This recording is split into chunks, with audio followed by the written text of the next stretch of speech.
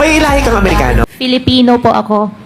Yung tatay ko po ay Chinese at yung nanay ko po ay Filipino. Uy, mahilig ka daw sa hopya. Hindi po ako kumakain pa ng hopya. Ginagawa mo. O, piling mo mayaman ka? Hindi naman po siguro na mayaman.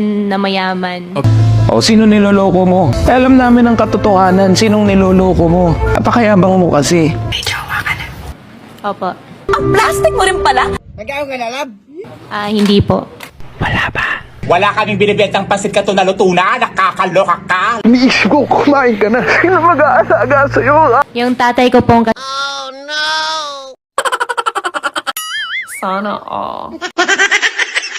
Kailan ka mag-aasawa? hindi po.